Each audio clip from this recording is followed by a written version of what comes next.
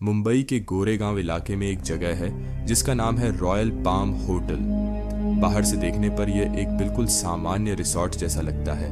बड़े बड़े बिल्डिंग, चारों तरफ पाम के पेड़ और काफी शांत माहौल।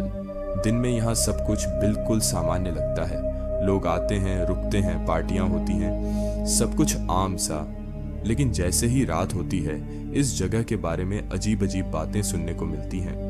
कई लोग कहते हैं कि यहाँ कुछ कमरों में रात को कदमों की आवाजें सुनाई देती है।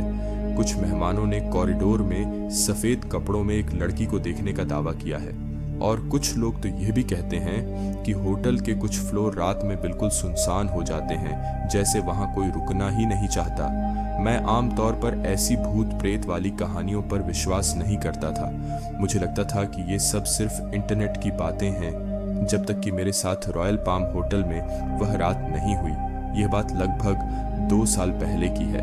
मैं मुंबई में एक प्रोजेक्ट के लिए आया हुआ था और मेरे एक दोस्त ने कहा कि अगर सस्ता और शांत होटल चाहिए तो रॉयल पाम होटल ट्राई कर लो। ऑनलाइन तस्वीरें भी बिल्कुल सामान्य लग रही थी, इसलिए मैंने वहीं कमरा बुक कर लिया। शाम के लगभग 9 बजे मैं होटल पहुंचा। रिसेप्शन पर एक मध्यम उम्र का आदमी बैठा था। उसने मुझे थोड़ी अजीब नज़र से देखा और कहा, सर, आज मेहमान कम हैं, मैं आपको तीसरी मंजिल का कमरा दे देता हूँ। मुझे कमरा नंबर 309 मिला। कमरा सामान्य था, थोड़ा पुराना लेकिन ठीक था। मैं थोड़ा काम करके लगभग 12 बजे सोने की कोशिश कर रहा था। तभी मुझे कॉरिडोर से हील की आवाज़ सुनाई दी, टक टक टक, जैसे कोई औरत हाई हील पहनकर चल रही हो।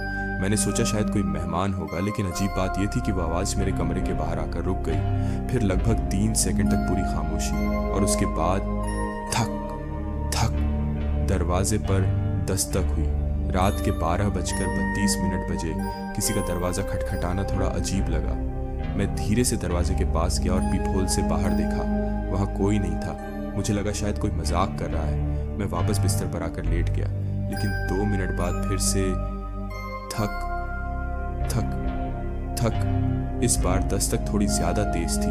मेरा दिल तेजी से धड़कने लगा। मैंने फिर से पीपहोल से देखा। इस बार कॉरिडोर के आखिरी छोर पर एक लड़की खड़ी थी, सफेद कपड़े, काले लंबे बाल, और वह सीधे मेरे कमरे की तरफ देख रही थी। मुझे लगा शायद वह कोई मेहमान है जो गलत कमरे पर आ गई होगी। जैसे ही मैंने दरवाजा खोलने के लिए हैंडल पकड़ा, मेरे फोन पर बिना नेटवर्क के एक मैसेज आ गया। उस मैसेज में सिर्फ इतना लिखा था, दरवाजा मत खोलना। मेरा हाथ वहीं रुक गया। तभी कॉरिडोर में खड़ी वह लड़की धीरे धीरे मेरे कमरे की तरफ आने लगी। उसकी चलने की रफ्तार अजीब थी, जैसे वह फर्श पर चल नहीं रही बल्कि फिसल रही हो। मेरी सांस रुक सी गई। मैं फिर से पीप होल से देखने लगा और जो मैंने देखा उसने मेरी जिंदगी बदल दी। वह लड़की अब मेरे दरवाजे के ठीक सामने खड़ी थी, लेकिन पीप होल के एंगल से उसका चेहरा दिखना चाहिए था, पर उसका चेहरा था ही नहीं, सिर्फ बाल और एक काला खाली अंधेरा। उसने धीरे से अपना हाथ उठाया और दरवाजे पर खरोंचना शुरू कर दिया, कर्क कर्क कर्क। मैं डर के मारे बिस्तर के कोने में बैठ गया। लगभग 15 मिनट तक वह आवाज आती रही, फिर अचानक सब कुछ शांत हो गया। सुबह जब मैंने हिम्मत करके दरवाजा खोला, दरवाजे पर 4 गहरे नाखून के निशान थे, जैसे किसी ने बहुत जोर से उसे खुरचा हो। मैं तुरंत रिसेप्शन पर गया और रात की सारी बात बताई।